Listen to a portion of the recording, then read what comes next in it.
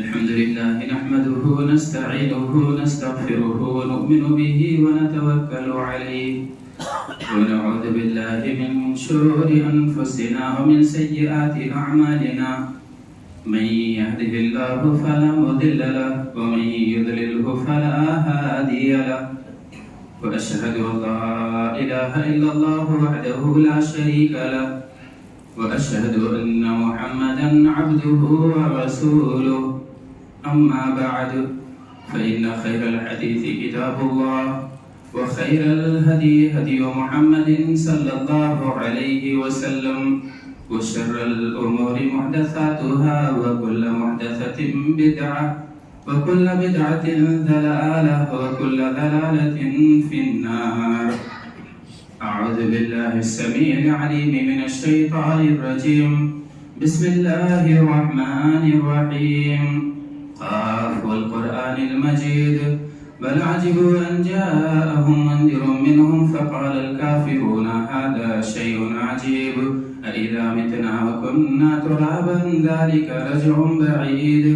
قد علمنا ما تنقص الأرض منهم وعندنا كتاب حفيظ بل كذبوا بالحق لما جاءهم فهم في أمر مريج أفلم ينظروا إلى السماء فوقهم كيف بنيناها وزيناها وما لها من فروج والأرض مددناها وألقينا فيها رواسي وأنبتنا فيها من كل زوج بهيج تبصرة وذكرى لكل عبد منيب ونزلنا من السماء ماء مباركا فأنبتنا به جنات وحب الحصيد والنخل باسقات لها طلع نضيد رزقا للعباد وأحيينا به بلدة ميتا كذلك الخروج كذبت قبلهم قوم نوح وأصحاب الرس وثمود وعاد وفرعون وإخوان لوط وأصحاب الأيكة وقوم تبع كل كذب الرسل فحق وعيد أفعينا بالخلق الأول بل هم في لبس من خلق جديد. وقال تعالى في موضع آخر فهل عسيتم إن توليتم أن تفسدوا في الأرض وتقطعوا أرحامكم أولئك الذين لعنهم الله فأصمهم وأعمى أبصارهم. الآية. وعن أبي هريرة رضي الله عنه قال قال رسول الله صلى الله عليه وسلم إن الله خلق الخلق فلما فرغ منه قامت الرحم فأخذت بحقب الرحمن فقال له مه قال هذا مقام الأعيد بك من القطيعة قال ما ترضين أن أصل من وصلك وأقطع من قطعك قالت بلى يا رب قال فذاك متفق عليه. حاضرین گرامی قدر، ہم سب جانتے ہیں کہ اللہ تبارک تعالیٰ نے جو ہمیں دین دیا ہے وہ دین سماج کی تمام کڑیوں کو جوڑ کر رکھنے کی تعلیم دیتا ہے. ایک کڑی ایسی ہے جس سے ہمیں جڑنا چاہیے، جس کا ہم سے رشتہ ہے، جس کا ہم سے تعلق ہے، خاندانی تعلق ہے یا نسلی اور نسبی رشتہ ہے. اسے رشتہ داریاں کہتے ہیں، اسے صلۃ الارحام کہتے ہیں. رحم کا مطلب ہوتا ہے رحم مادہ. اس سے جس کا تعلق ہو رشتے جڑ جاتے ہیں. اللہ تبارک تعالیٰ نے جن لوگوں سے ہمارے تعلقات ہیں ان کے ساتھ بہتر سلوک کی تعلیم دی ہے. جو آیت کریمہ میں نے پڑھی ہے فَهَلْ عَسَيْتُمْ إِن تَوَلَّيْتُمْ أَن تُفْسِدُوا فِي الْأَرْضِ، آیت کے لب و لہجے پہ غور کیجیے اور ترجمے پہ غور کیجیے، پھر جو پیغام اللہ تبارک تعالیٰ دینا چاہتا ہے اس پر توجہ کیجیے. اللہ تعالیٰ نے کہا فَهَلْ عَسَيْتُمْ إِن تَوَلَّيْتُمْ، بہت ممکن ہے کہ اگر تمہیں میں اقتدار دے دوں، اگر میں تمہیں ذمہ داریاں دے دوں تو أَن تُفْسِدُوا فِي الْأَرْضِ، تم لوگ نشے میں زمین کے اندر فساد مچاؤ گے، زمین کے اندر بگاڑ پیدا کر دو گے۔ بگاڑ کی ایک شکل یہ بھی ہوگی کہ وَتُقَطِّعُوا أَرْحَامَكُمْ، تم رشتہ داریوں کو کاٹو گے، تم تعلقات کو توڑ لو گے۔ اللہ تبارک تعالیٰ نے اسے ایک بڑے فساد سے تعبیر کیا ہے اور ایک انتہائی گھناؤنے جرم سے تعبیر کیا ہے۔ ہم اور آپ دیکھتے ہیں کہ جب ہمیں منصب مل جاتا ہے، جب ہمارے پاس پیسے آ جاتے ہیں، جب ہماری سماجی اسٹیٹس اچھی خاصی بن جاتی ہے،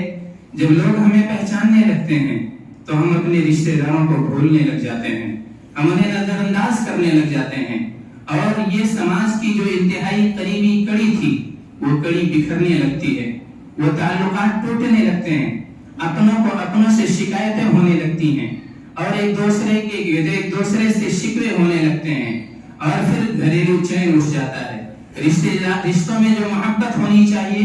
اس محبت کی جگہ نفرت پیدا ہو جاتی ہے۔ اللہ تبارک تعالیٰ نے شدید الفاظ میں اس سے روکا ہے اور کہا اولئک الذین لعنہم اللہ، یہی لوگ تو ہیں جن پر اللہ تبارک تعالیٰ نے لعنت کی ہے، اور فأصمہم وأعمی ابصارہم،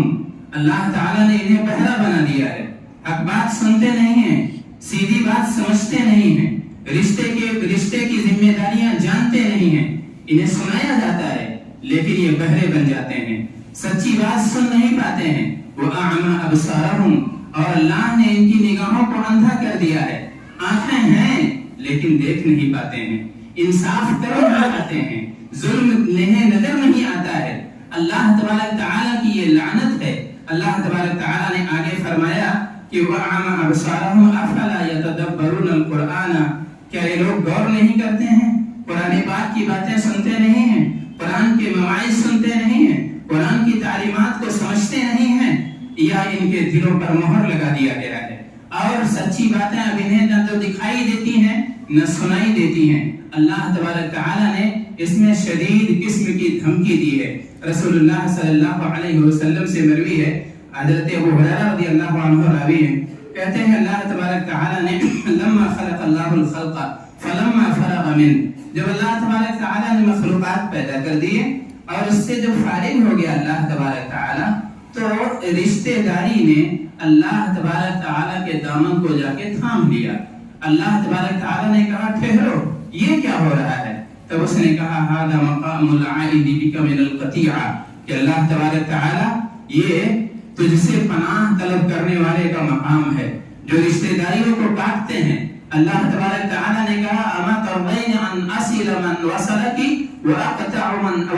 من قطعکی، کیا تجھے یہ گوارا نہیں ہے کہ جو تجھے کاٹے میں بھی اس سے رشتہ توڑ لوں، اور جو تجھے جوڑے اس سے میں رشتہ جوڑ لوں؟ اب اندازہ کیجئے کہ اگر آپ رشتے جوڑتے ہیں تو اللہ سے رشتہ جڑے گا، اگر آپ ناطے توڑتے ہیں تو اللہ سے تعلق ٹوٹ جائے گا۔ جس بندے کا اللہ سے تعلق ٹوٹ جائے، جس بندے کا اللہ تبارک تعالیٰ سے رشتہ ٹوٹ جائے، تو پھر آپ سوچئے کہ اس کا کون پرسان حال ہوگا اور اس کی کون مدد کر سکتا ہے۔ اللہ تبارک تعالیٰ نے جب اس رشتہ داری سے یہ سوال کیا، جب اللہ تبارک تعالیٰ نے کہا کیا تو اس بات پہ راضی نہیں ہے، تب اس نے فوراً کہا قالت بلا یا ربی، بالکل اللہ تعالیٰ، کیوں میں نہیں راضی ہوں، میں تو اسی کا یہی چاہتی تھی اور یہی مجھے میری خواہش تھی۔ اللہ تعالیٰ فرمائے گا فذاک، ٹھیک ہے کہ یہ چیز حاصل ہے اور یہ تجھے جو ہے یہ تحفہ تجھے دے دیا گیا ہے۔ آپ اندازہ کیجئے کہ ہمارے دین کے اندر صلہ رحمی کی کتنی اہمیت ہے۔ اچھا اس کی حد کیا ہے؟ صلہ رحمی یا قطع تعلق کا جو ہے اس کی تعریف کیا ہے؟ شریعت نے اس کی کوئی لمٹ نہیں رکھی ہے، شریعت نے صلہ رحمی کی کوئی حد متعین نہیں کی ہے۔ یہ سماج طے کرے گا، یہ ہمارا معاشرہ طے کرے گا، یہ عرف عام طے کرے گا کہ رشتہ داری جوڑنے کا مفہوم کیا ہے اور اس کی حد کیا ہے، اس کی لمٹ کیا ہے۔ جس چیز کو سماج اور معاشرہ رشتہ داری جوڑنے کا نام دے رہا ہے وہی رشتہ داری ہے، جسے صلہ رحمی کی سے گردانا جا رہا ہے وہی صلہ رحمی ہے، اور جس چیز کو قطع تعلق سمجھا جا رہا ہے وہ رشتہ داریوں کو کاٹنا ہے۔ اللہ تبارک تعالی ہم سب کو اس سے محفوظ رکھے۔ اس کی اور بھی بہت ساری اہمیتیں ہیں، اسلام نے اس پر خاص توجہ دی ہے، اسی لیے اللہ تبارک تعالی نے اپنی توحید کے بعد، توحید بہت بڑی چیز ہے، اس توحید کے بعد اللہ تبارک تعالی نے رشتہ داریوں کو جوڑنے کی بھی تعلیم دی ہے۔ ایک آیت کریمہ بارہا پڑھی جاتی ہے خطبہ جمعہ میں خاص طور سے، یا ایھا الناس اتقوا ربکم الذی خلقکم والذین من قبلکم لعلکم تتقون، یا ایھا الناس اتقوا ربکم الذی خلقکم من نفس واحدہ وخلق منها زوجها وبث منهما رجالا كثيرا ونساء واتقوا الله الذي تساءلون به والارحام۔ یہ آیت کریمہ بار بار پڑھی جاتی ہے، اس میں اللہ تبارک تعالی نے لوگوں کو خطاب کیا ہے اور کہا دیکھو ایک نفس سے میں نے تمہیں پیدا کیا ہے، تمہارا رشتہ ایک ہی انسان، ایک ہی ماں اور ایک ہی باپ سے جڑا ہوا ہے، تم ایک دوسرے سے مربوط ہو۔ اور اللہ تبارک تعالیٰ نے فرمایا کہ اللہ سے ڈرتے رہو، اللہ کا خوف دلوں میں رکھو، جس کے ذریعے سے تم باہم ایک دوسرے سے سوال کرتے ہو، والارحام، اور رشتہ داریوں کو کاٹنے سے بھی بچو، رشتہ داریاں کاٹنے سے بچنا ہے۔ یہ اللہ تبارک تعالیٰ نے اپنے تقوی کی تعلیم دینے کے بعد فوراً انسانوں کو اس کی تعلیم دی ہے۔ اللہ تبارک تعالیٰ نے فرمایا یا ایھا الذین آمنوا لا تشرکوا باللہ، اے ایمان والو اللہ تبارک وعبدوا اللہ ولا تشرکوا بہ شیئا، اللہ تبارک تعالیٰ کی عبادت کرو اور اس کے ساتھ کسی کو شریک نہ کرو، اور وبالوالدین احسانا وبذی القربى، اور والدین کے ساتھ احسان کرو اور اپنے رشتہ داروں کے ساتھ احسان کرو۔ اللہ تبارک تعالیٰ نے اس کی بہت زیادہ تاکید فرمائی ہے، اور اس کے علاوہ اور بھی بہت ساری آیتیں ہیں۔ اللہ تعالیٰ فرماتا ہے ان اللہ یأمرکم بالعدل والإحسان وإیتاء ذی القربى والإحسان۔ اللہ تبارک تعالیٰ نے لوگوں کو ان اللہ یأمرکم، اللہ تعالیٰ تمہیں حکم دے رہا ہے، بالعدل والإحسان، عدل کرنے کا حکم دے رہا ہے، احسان کرنے کا حکم دے رہا ہے، اور رشتہ داروں کو نوازنے اور دینے کی تعلیم دے رہا ہے۔ قبیلہ خثام کا ایک شخص آتا ہے اللہ کے رسول صلی اللہ علیہ وسلم کے سامنے، اور اس نے سوال کیا، کہا کہ انک تزعم بانک رسول اللہ، کیا آپ ہی ہیں جنہوں نے یہ دعویٰ کر رکھا ہے کہ آپ اللہ کے رسول ہیں؟ رسول اللہ صلی اللہ علیہ وسلم نے کہا ہاں میں ہی اللہ کا رسول ہوں، اس لیے کہ اللہ کے رسول صلی اللہ علیہ وسلم سماج سے کٹ کے نہیں رہتے تھے، آپ کی کوئی الگ سے اسٹیٹس نہیں تھی، آپ کے لیے کوئی خاص جو ہے مجلس میں کوئی ایسی خاص اسپیشل جگہ متعین نہیں کی جاتی تھی کہ جس سے دیکھنے والا پہچان جائے، پوچھنا پڑتا تھا۔ سائل آ کے کہتا تھا من منکم محمد، محمد تم میں کون ہے، ان سے میری ملاقات کراؤ۔ اللہ کے رسول صلی اللہ علیہ وسلم سے انہوں نے سوال کیا، کہا آپ ہی ہیں رسالت کا دعویٰ کرنے والے؟ آپ نے کہا ہاں میں ہی ہوں۔ تب انہوں نے سوال کیا، کہا اللہ جو ہے دین کے بارے میں جو اللہ کے رسول صلی اللہ علیہ وسلم لے کر آئے ہیں، کہا ای الاعمال احب الی اللہ، مجھے اچھے کام بتائیے، ایسے کام میں کرنا چاہتا ہوں جو میرے رب کو بہت پسند ہے۔ اس میں اللہ کے رسول صلی اللہ علیہ وسلم نے پہلی چیز جو بتائی وہ کہا ایمان باللہ، اللہ پر ایمان لانا یہ اللہ تعالیٰ کو نہایت محبوب عمل ہے۔ اس کے بعد سائل نے کہا ثم ما یا رسول اللہ، اللہ کے رسول صلی اللہ علیہ وسلم اس کے بعد کوئی اچھا کام بتائیے جو میرے رب کو بہت پسند ہو۔ تب اللہ کے رسول صلی اللہ علیہ وسلم نے کہا ثم صلۃ الارحام، پھر رشتہ داریوں کو جوڑنا ہے۔ اللہ پر ایمان یہ اسلام میں داخل ہونے کا دروازہ ہے۔ ایمان لانے کے بعد جو سب سے اہم کام رسول اللہ صلی اللہ علیہ وسلم نے بتایا وہ کہا رشتہ داریوں کو جوڑنا ہے۔ اور اس کے بعد انہوں نے سوال کیا ثم ما یا رسول اللہ، اس کے بعد کون سا کام اچھا ہے؟ آپ صلی اللہ علیہ وسلم نے کہا الامر بالمعروف والنہی عن المنکر، کہ بھلائی کا حکم دینا اور برائی سے روک دینا۔ اللہ کے رسول صلی اللہ علیہ وسلم نے اسے تکمیل ایمان کا ذریعہ بھی قرار دیا ہے۔ اگر آپ چاہتے ہیں کہ آپ کا ایمان مکمل ہو، آپ اچھے مومن بن جائیں، آپ کامل مومن بن جائیں، آپ کا ایمان ادھورا نہ ہو، تو آپ کو رشتہ داریاں سنبھالنا سیکھنا پڑے گا، آپ کو تعلقات جوڑنا سیکھنا پڑے گا۔ نبی پاک صلی اللہ علیہ وسلم کہتے ہیں من کان یؤمن باللہ والیوم الآخر فلیصل رحیمہ، اگر کوئی آدمی اللہ پر ایمان رکھتا ہے، یوم آخرت پر یقین رکھتا ہے، تو اسے صلہ رحمی کرنی چاہیے، اسے رشتہ جوڑنا چاہیے۔ آگے اللہ کے رسول صلی اللہ علیہ وسلم نے اور مزید اس میں فرمایا کہ من کان یؤمن باللہ والیوم الآخر فلیکرم ضیفہ، اگر کوئی اللہ اور اس کے آخرت کے دن پر یقین رکھتا ہے، ایمان رکھتا ہے، تو اسے مہمانوں کی قدر کرنی چاہیے۔ مہمانوں کی ہم کتنی قدر کرتے ہیں یہ ہم سب جانتے ہیں۔ ہمارے گھر مہمان آتا ہے تو ہمارے چہرے پر شکن آ جاتا ہے، ہمارے گھر مہمان آتا ہے تو ہمارے پاس دسیوں کام نکل آتے ہیں، ہمارے گھر مہمان ہم سے ملاقات کے لیے آتا ہے تو ہمارے پاس فرصت نہیں ہوتی ہے کہ اس کے ساتھ وقت گزاریں اور اس کی ضیافت کریں۔ اللہ کے رسول صلی اللہ علیہ وسلم نے اسی حدیث میں آگے فرمایا کہ من کان یؤمن باللہ والیوم الآخر فلیقل خیرا او لیصمت، اگر کسی کا اللہ پر ایمان ہے اور اللہ یوم آخرت پر یقین ہے تو اسے اچھی بات بولنی چاہیے ورنہ خاموش رہنا چاہیے۔ ہمیں اس کا بھی لحاظ رکھنا چاہیے۔ ہماری باتوں سے بہت سے دل ٹوٹ جاتے ہیں، ہماری باتوں سے بہت سارے تعلقات ٹوٹ جاتے ہیں، ہماری گفتگو سے بہت سے رشتے چھوٹ جاتے ہیں۔ اللہ کے رسول صلی اللہ علیہ وسلم نے کہا جب آپ زبان کھولیں، مومن ہونے کا صحیح تقاضا یہ ہے، پکے اور سچے مومن ہونے کی صحیح نشانی یہ ہے کہ جب وہ زبان کھولتا ہے تو ذرا سا غور کر لیتا ہے کہ میری اس بات سے کسی کا بھلا ہونے والا ہے یا کسی کا دل ٹوٹنے والا ہے، میری اس بات سے ہمارے سماج کو فائدہ ہونے والا ہے یا ہمارے معاشرے کو نقصان پہنچنے والا ہے۔ اگر اچھی بات ہے تبھی بولتا ہے اور بری بات ہے نہیں بول سکتا ہے، بھلی باتیں نہیں دے سکتا ہے، اچھے مشورے، تو اس کے لیے بہتر ہے کہ خاموش رہے اور اپنی زبان نہ کھولے۔ یہ ایمان کی تکمیل کا ذریعہ ہے۔ اللہ کے رسول صلی اللہ علیہ وسلم صلہ رحمی کا معمول یہ تھا کہ حضرت خدیجہ رضی اللہ عنہا، وہ حدیث آپ کو بارہا سنائی گئی ہے، آپ صلی اللہ علیہ وسلم نے جب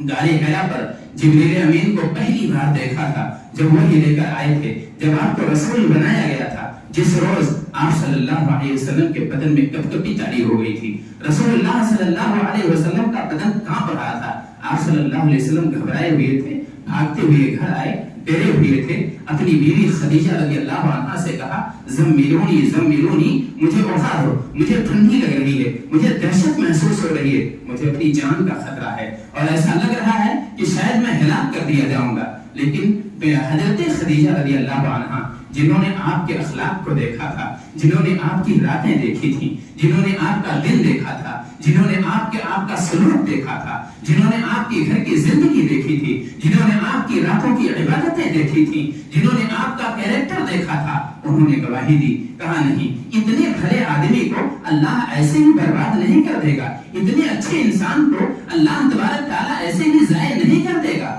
بلکہ اس بیوی نے اپنے شوہر کے بارے میں گواہی دی، اور بیوی کی گواہی شوہر کے تعلق سے ہم سب جانتے ہیں کتنی اہم ہوتی ہے۔ انہوں نے پہلی جو خوبی بیان کی، پہلا اخلاق کا جو پہلا عظیم رتبہ بیان کیا، انہوں نے یہی کہا تھا انک لتصل الرحم، کہ آپ تو رشتہ داریاں جوڑتے ہیں، آپ تو غریبوں کے کام آ جاتے ہیں، آپ تو لوگوں کا بوجھ اپنے سر پہ اٹھا لیا کرتے ہیں، وتقری الضیف، اور آپ مہمانوں کی میزبانی کیا کرتے ہیں، جب کوئی مہمان آتا ہے تو آپ خوش ہو جاتے ہیں، آپ اس کے لیے دل و جان سے خدمت کے لیے وقت نکالا کرتے ہیں، لہذا مجھے پورا یقین ہے۔ انہوں نے قسم کھا کے کہا تھا کہ ان واللہ لا یخزیک اللہ ابدا، اللہ آپ جیسے بھلے انسان کو رسوا نہیں کرے گا، ذلیل نہیں کرے گا۔ اور یہ انسان کے اخلاق کا سب سے عظیم رتبہ ہے کہ انسان دوسروں کی خدمت کے لیے اپنے آپ کو وقف کر دے، دوسروں کو فائدہ پہنچانے کے لیے، دوسروں کو آرام دینے کے لیے،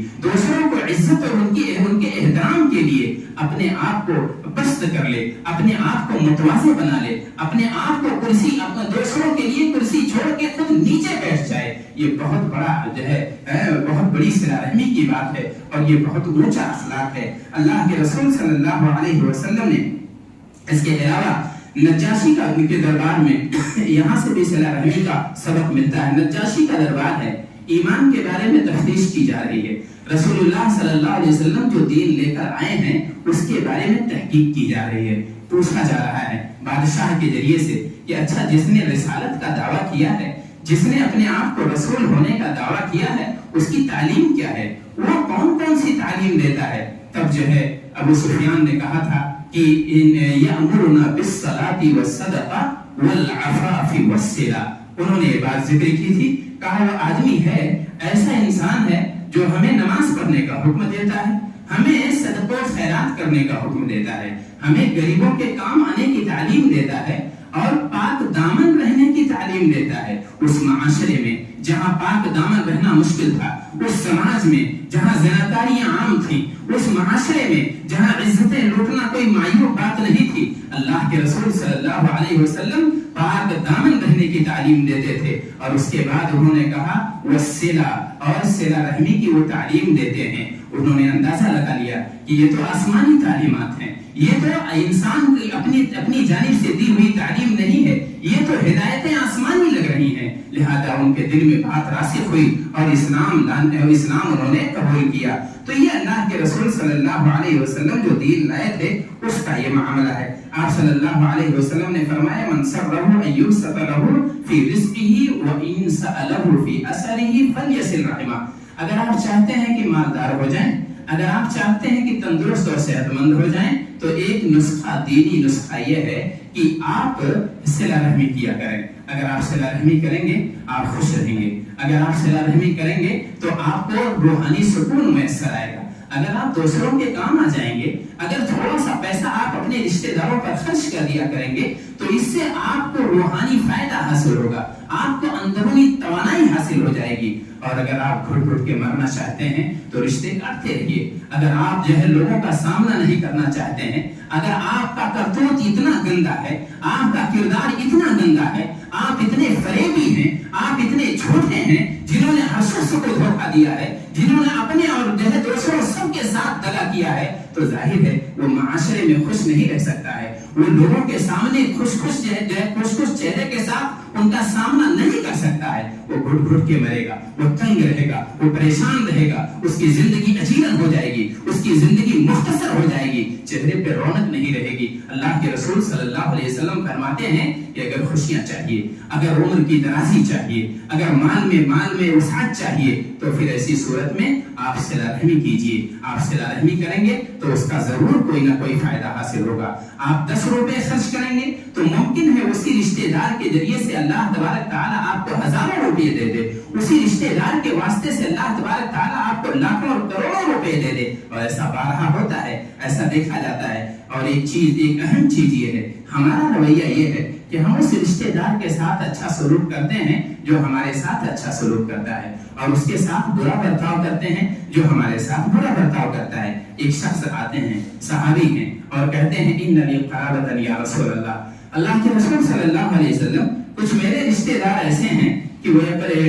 اسیرهم ویقطعونی، میں ان کے ساتھ صلہ رحمی کرتا ہوں اور وہ ہمارے ساتھ قطع تعلق کرتے ہیں، واحسن الیہم ویسیئون الی، اور میں ان کے ساتھ اچھا برتاؤ کرتا ہوں، وہ میرے ساتھ برا برتاؤ کرتے ہیں، واحلم عنہم ویجہلون علی، اور میں ان کے ساتھ بردباری کا برتاؤ کرتا ہوں اور وہ میرے ساتھ جہالت کرتے ہیں، نادانی کرتے ہیں، بد زبانیاں کرتے ہیں۔ آپ صلی اللہ علیہ وسلم نے فرمایا لئن کنت کما کنت فکأنما تصفهم المل، اللہ کے رسول صلی اللہ علیہ وسلم نے کہا اگر بات ایسی ہی ہے جیسے تم کہہ رہے ہو، آپ صلی اللہ علیہ وسلم نے اس کی فوراً تصدیق نہیں کی، لیکن کہا اگر تم اپنی باتوں میں سچے ہو کہ تم اچھا برتاؤ کر رہے ہو، سامنے سے برا برتاؤ ہو رہا ہے، تم احسان کر رہے ہو، سامنے سے ظلم ہو رہا ہے، تم اچھا رویہ اختیار کر رہے ہو اور ادھر سے رشتے کاٹے جا رہے ہیں، تو فَكَأَنَّمَا تُصِفُّهُمَ الْمَلْ، گویا کہ تم اپنے ایسے بدسلوک رشتے داروں کے منہ میں گرم گرم ریت ڈال رہے ہو، اور اللہ تبارک تعالیٰ برابر تمہارے ساتھ ایک محافظ رکھے گا جو ان کی چالوں سے، ان کی شرارتوں سے تمہیں محفوظ رکھے گا جب تک تم اس رویے پر قائم ہو۔ آج ہمارا معاملہ اس کے برعکس ہے۔ میرے بھائیوں اور دوستوں، آپ اندازہ کیجئے، اپنا رویہ دیکھیے، اور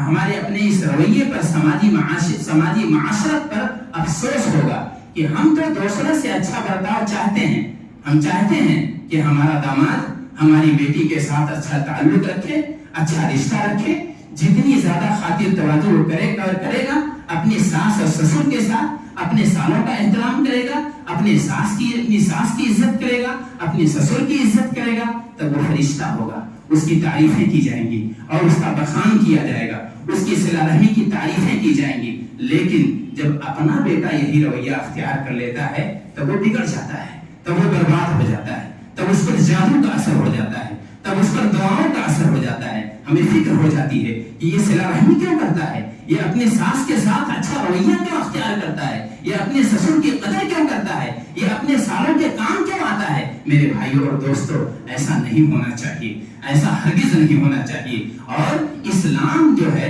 جو جس طرح صلہ رحمی کی تعلیم دیتا ہے وہ تو عام ہے، وہ سب کے ساتھ ہونا چاہیے، وہ ہمارا اپنا اخلاق ہو جانا چاہیے، ہماری اپنی عادت ہو جانی چاہیے۔ سامنے سے کوئی بھی رویہ ہو لیکن اچھا اخلاق آدمی کا باقی رہنا چاہیے، برقرار رہنا چاہیے۔ وقت پورا ہو رہا ہے، میں آخری چیز جو ہے بیان کر کے بات ختم کر رہا ہوں۔ آپ اندازہ کیجئے حضرت ابوبکر سے صلہ رحمی کی ترغیب کا، حضرت ابوبکر رضی اللہ عنہ، ایک واقعہ اور ایک بات بیان کر کے، ایک حدیث بیان کر کے بات ختم کر رہا ہوں۔ نبی پاک صلی اللہ علیہ وسلم کے زمانے میں ایک واقعہ پیش آتا ہے۔ واقعہ یہ ہے کہ حضرت عائشہ رضی اللہ عنہ پر افک کا الزام لگتا ہے، یعنی تہمت لگتی ہے، اور منافقین کے ذریعے سے۔ حضرت ابوبکر صدیق رضی اللہ عنہ، واقعہ طویل ہے، مختصراً بیان کر رہا ہوں۔ جب انہوں نے ان لوگوں کا نام معلوم کیا کہ کون کون اس جو ہے افواہ میں شامل ہیں، کون لوگ ہیں جنہوں نے میری بیٹی حضرت عائشہ رضی اللہ عنہ پر تہمت لگائی ہے، تب ان میں ان کے ایک رشتہ دار کا بھی نام نکلتا ہے، مصطح ابن اساسہ کا نام۔ یہ ایمان والے ہیں، یہ اللہ کے رسول صلی اللہ علیہ وسلم پر جان نثار کرنے والے ہیں۔ انہوں نے جنگ بدر میں نہایت جامردی کے ساتھ دشمنوں کا مقابلہ کیا تھا۔ اللہ کے رسول صلی اللہ علیہ وسلم کی عظیم صحابی اس عظیم ہے وہ انتہائی شدید فتنے میں ملوث ہو جاتے ہیں، اور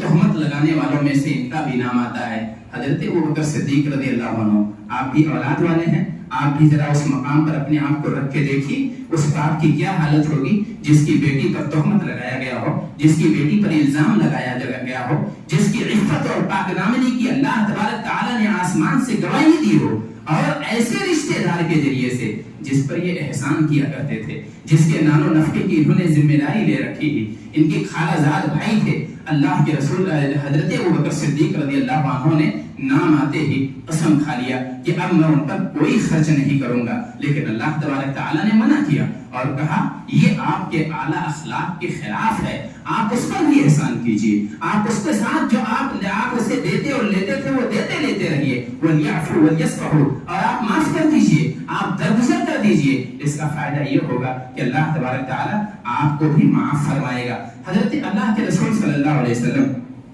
حضرت علی رضی اللہ عنہ، آپ جانتے ہیں کہ یہ داماد رسول ہیں، نبی پاک صلی اللہ علیہ وسلم، لیکن یہ انسان ہیں۔ اللہ کے رسول صلی اللہ علیہ وسلم ایک دفعہ ان کے گھر جاتے ہیں، اس سے آپ اندازہ کیجئے کہ زیارت کے لیے آنا جانا چاہیے، گھروں میں جانا چاہیے۔ نبی پاک صلی اللہ علیہ وسلم وہاں پہنچتے ہیں، دوپہر کا وقت ہوتا ہے، اور پوچھتے ہیں اپنی بیٹی فاطمہ رضی اللہ عنہا سے، کہتے ہیں کہ این ابن عمک، کہ تمہارے چچا کے بیٹے کہاں ہیں؟ نام آپ نے نہیں لیا، شاید ہو سکتا ہے آپ کو اندازہ ہو گیا ہو، اس لیے آپ نے رشتہ بتایا اور کہا علی جو تمہارے خاص چچا کے بیٹے ہیں وہ کہاں ہیں؟ تب انہوں نے کہا کہ میرے اور ان کے درمیان تھوڑی سی انبن ہو گئی ہے، اور فَعَذَبَنِي وَلَمْ يَقْلِ عِنْدِي، اور وہ مجھے خفا کر دیے ہیں اور یہاں سے گھر سے چلے گئے ہیں، اور یہاں قیلولہ میرے پاس نہیں کر رہے ہیں، گھر سے نکل گئے ہیں۔ نبی پاک صلی اللہ علیہ وسلم نے ایک آدمی کو بھیجا اور کہا دیکھو پتہ کرو حضرت علی رضی اللہ عنہ کہاں ہیں۔ وہ جا کے معلوم کرتے ہیں، واپس آ کے بتاتے ہیں، کہتے ہیں وہ فی المسجد راقد، وہ مسجد میں سوئے ہوئے ہیں۔ نبی پاک صلی اللہ علیہ وسلم ان کے پاس جاتے ہیں اور اس کے بعد جو ان کے قریب بیٹھتے ہیں، پھر اس کے بعد نہایت ہی پسندیدہ لقب سے انہیں خطاب کرتے ہیں اور کہتے ہیں قم یا ابا تراب، اے مٹی کے باپ اٹھو، اس لیے کہ ننگے بدن اور جو ہے ننگی زمین پر سوئے ہوئے تھے، مٹی بدن میں لگی ہوئی تھی۔ آپ صلی اللہ علیہ وسلم نے جس لقب سے انہیں اس دن مخاطب کیا تھا، علی رضی اللہ عنہ کہتے ہیں کہ وہ میرا پسندیدہ لقب بن گیا۔ جتنی محبت سے نبی پاک صلی اللہ علیہ وسلم نے مجھے خطاب کیا تھا، اور زندگی بھر جب بھی انہیں ابو تراب کے لقب سے پکارا جاتا تھا تو انہیں خوشی ہوتی تھی۔ آپ صلی اللہ علیہ وسلم کہتے ہیں قوم یا ابا تراب، اور اپنے دستے مبارک سے ان کی مٹی صاف کرتے ہیں۔ ہمارا اور آپ کا رویہ کیسا ہوتا ہے ایسی صورت میں؟ ہم تو دیکھ لینے کی باتیں کرتے، ہم تو دھمکیاں دینے کی باتیں کرتے، ہم تو کہتے کہ وہ بگڑ چکا ہے، ہمارا احسان بھلا چکا ہے، ہماری نیکیاں بھلا چکا ہے۔ آپ صلی اللہ علیہ وسلم نے ایسا کچھ نہیں کیا اور معاملہ وہاں رفع دفع ہو گیا. تو رشتہ داروں کے ساتھ کیسا تعلق رکھنا چاہیے؟ میں نے یہاں کچھ حقوق ذکر کیے تھے کہ رشتہ داروں کے حقوق کیسے نبھائے جائیں گے اور کون کون سے حقوق ہیں، لیکن چونکہ وقت پورا ہوا، اللہ تبارک تعالیٰ سے دعا ہے اللہ تبارک تعالیٰ ہمیں ایک دوسرے کے تعلق سے اپنی ذمہ داریاں یاد رکھنے کی توفیق عطا فرمائے اور اسے نبھانے کی توفیق عطا فرمائے. اللہ تبارک تعالیٰ رشتہ داروں کے حقوق پہچاننے اور ان پر عمل کرنے کی ہمیں توفیق دے. آمین. بارک اللہ لنا و لکم فی القرآن.